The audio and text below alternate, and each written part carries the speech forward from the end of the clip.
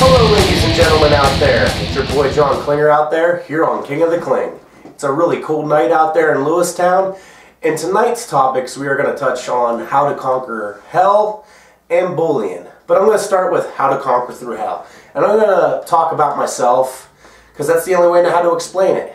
First off, I'm just going to go through like a really tough time in my life. And that just happened about a year and a half ago. And as many of you know, my best friend passed away back in October of last year. He was pretty much my older brother. The older brother I never had. I got adopted into the family, and I love that boy to death. Whenever he passed, I took it to heart. I mean, we did everything together. Like, he tattooed me. I mean, everything on me right there, he did. So, just memories and memories is all I have of that kid. Love that boy to death. And, as you all know, I was married, so whenever that was going on, I sheltered myself even from my wife and a lot of people. And guys, I'm here to tell you, if you shelter yourself, it's just going to make things worse. That's not a good idea. You need to talk to people. Get your problems out. And whenever I was going through this time, like I said, I sheltered myself. Like, I didn't talk to no one. I was in my weight room for hours on end. Just didn't talk to no one. Because, I mean, that's what I do. But it got to the point where I was just getting crazy. And as you know, I was married. And I gotta be a husband first before I'm a weightlifter. But shortly after that, about a few months later, about in April, my wife left me. That was a fastball. 2 curveballs just thrown at me left and right. And I took it to heart. And I'm not much of a drinker. I mean... And I drank, and drank till I drank my problems away. And really, in reality, I didn't drink nothing away. Because I woke up the next morning feeling like shit. And at one point, I got so depressed, I was drinking, that I tried committing suicide. And that night, I can remember like it was just yesterday. I got so drunk that I decided to go out to the bar. I drank myself sober. That pissed me off. So therefore, I went back home and I drank some more. And it just got to the point where I had all these memories in the house, because obviously my wife lived with me. I just couldn't take it anymore. So I tried ending it there. Unfortunately, thank God for people out there, as I was semi with it in the head and I was talking to them, they called crisis on me. And eventually the 911 showed up, and I ended up going to a mental facility. And I guess you could say I kind of got the help I needed, but it was not all the help I needed. After that, I thought I was better. I kept on sheltering people out. And I'm going to continue to say, do not shelter people out, guys. Because if you do, all that emotions bottled up inside, and eventually it's got to go somewhere. It's just going to go boom. And you don't want to do that, guys. You don't. And I did that. And it was actually on my birthday, out of all days, that I kept on bottling it up. I got control on the alcohol at that point. But still, I was bottling it up, not talking to people. And I decided one day, whenever I came home, I was going to end it all. And it was on my birthday. And I called my stepmom up on the phone, and you know, I'm just like, I'm bawling to her on the phone. I miss my wife. I blame myself. I blame myself for everything. I even blame myself for my best friend's death, and I did. And guys, it's not your fault. If you're going through what I've went through, or anything like that, it's not your fault. Listen, we all make mistakes. We're human. It's part of life. All that we can do and make out of it is just learn from them. But anyways, I went to another mental facility. And it's amazing how much I had in common with these people. And me going through a divorce, a lot of people were going through divorce. A lot of people experience best friend death, or family deaths, for that matter. And I was like, wow, I'm not alone. And I had a lot of therapy sessions. I had a lot of people to talk to that I could relate to. And this is where I learned to talk to people more, to actually open myself, to not be afraid to express how I feel. Because at just one point, you know, I just decided just to let it all out when I was in that mental facility. And I'm here to tell you, it's just a weight lifted off my shoulder. Like, I feel so much stronger. And I'm going to touch on how now I deal with these problems that I face every day. Because obviously the memories are there. I'll tell you how I deal with it. I treat it like a routine. Like a routine at the gym, for example. That's what I do. I do it religiously every day. You don't necessarily got to compare it to going to the gym. You guys brush your teeth every day, right? You guys eat every day, right? You guys go to work every day. Treat it like that. Treat it like a routine. There's a 4-step healing process on how to deal with this. And I've touched on this on how to get over a relationship. This could mean anything.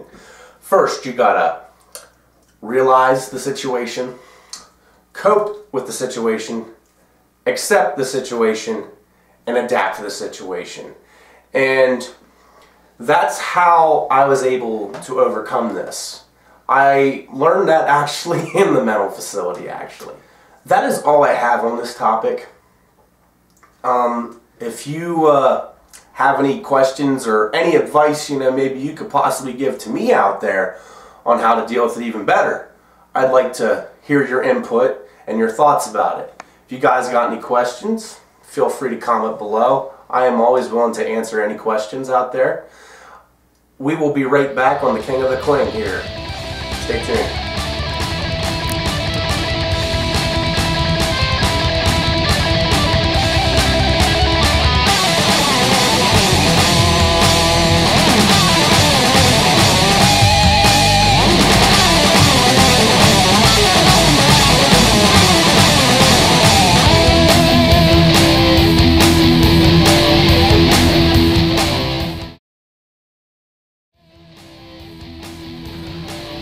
Hello ladies and gentlemen, and welcome back to the King of the Kling show. And we're going to touch on a topic called bullying. And tonight I have here with me is a special guest. His name is Matt Silks. Give him a round of applause, people. Thank you. Thank you for being on the show tonight. I'm just going to get right to it. What are your thoughts on bullying? My thoughts on bullying. Obviously, the last couple years of my life, I've actually done a lot with standing up against bullying. Actually, I was bullied in school. I think everybody at one time's been bullied. I mean, little brothers pick on each other. You know what I mean? Pull each other's hair and stuff like that. Little sisters and stuff. You know, that's just a family thing. When it comes down to school, and you see all these kids that are killing themselves and just taking their lives because of these things that they're doing on the internet. What is that, cyberbullying now? Yeah, cyberbullying. Yeah, that's a big thing now. Yeah, I hear about that a lot, and to me, I mean, I stick up for anybody that, you know, needs it. If they can't do it themselves, if they're in any way handicapped, of course, you know, elderly, anybody, it doesn't really matter who it is.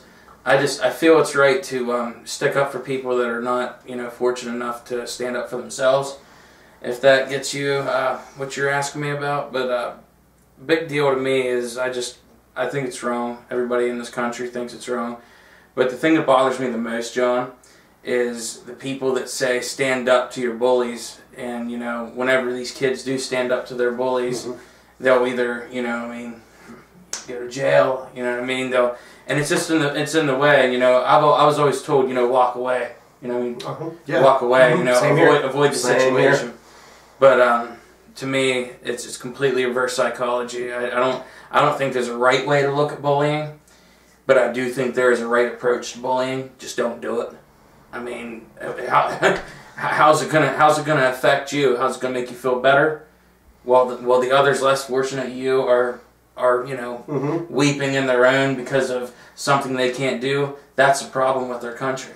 That's why people that are you know, fortunate and their being like you. I mean, you were able to stand up against all your stuff, overcome hell. You know what I mean? And here you are sitting talking about it and saving other people.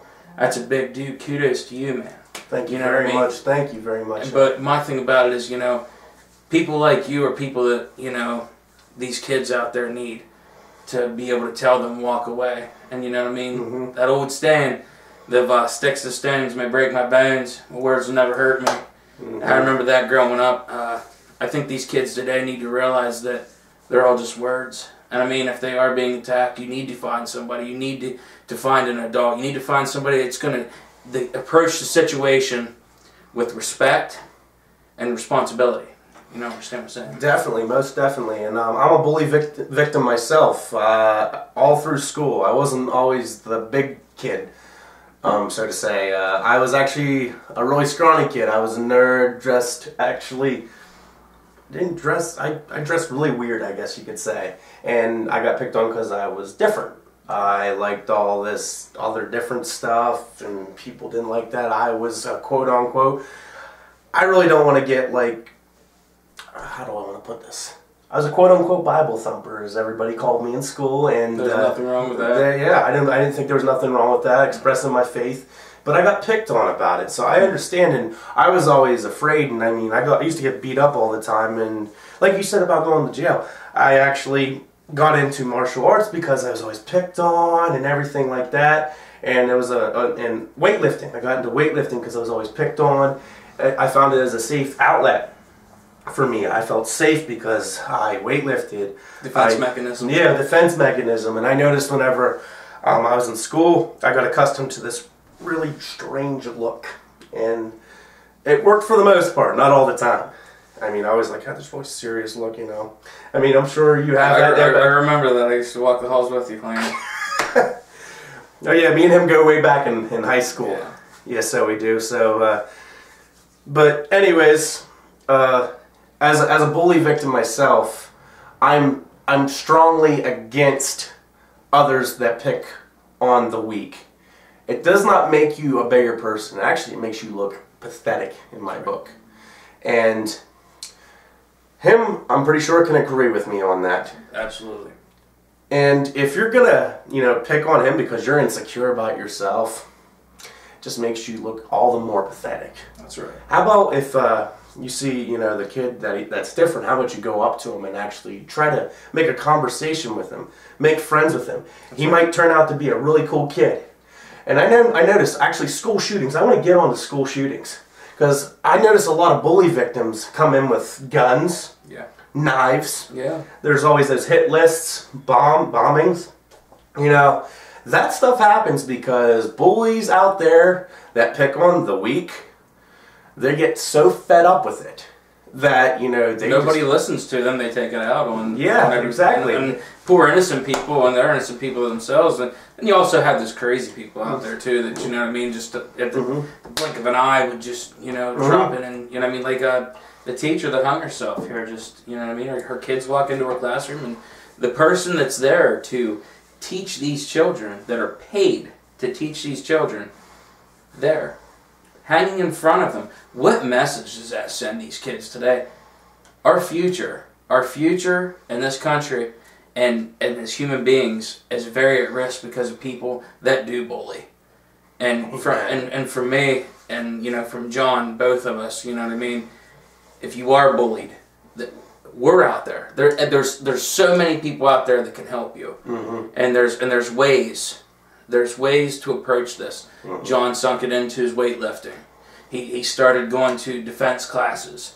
How I did it for myself is I started a backyard wrestling group, and I went to school and people picked on me. But the only difference is I didn't take well to that. You know what I mean? Like I held my own, and you were strong for that. Yeah, and I didn't. And there was a lot of I went to school with little doodle marks on my shirt, you know, from trampoline stuff. You know, whatever. It's something I liked. And you know what I mean? Years down the road, those same people that were laughing at me, whenever there was 500 other people in that building with them, they were standing there chanting TRK as well. Well, I was standing in the ring telling these people, told these people from the get-go what I was going to do, and I did it. Bullying stepped in the way, and the only thing it did is it made me better as a person, and it made me realize that there's more people out there that need this help. And if you're one of those people that need this help, contact Klinger. Contact me. Contact anybody that you know to help you. Don't let it overrule your life. Don't end your life. make your life better. I couldn't have summed that up any better there, Matt. If you have any questions, any thoughts on bullying as well, please feel free to comment below. And as always, try to make a difference out there for those who are being bullied. Stick up for them. Because somewhere out there, there's always someone being bullied. And it's not right, people. So, be the bigger person and step in. If you see someone being bullied, step in, be the bigger person. Let the bullier know that it's not right, you're not cool, why don't you pick on someone your own size? Yep. Well, that is all I have for tonight here on the King of the Kling Show. I want to thank you again, Matt, so much for being on the show. No problem. Thank you guys so much for tuning in tonight. Plenty more to go on King of the Kling. Stay tuned. You guys have a great night.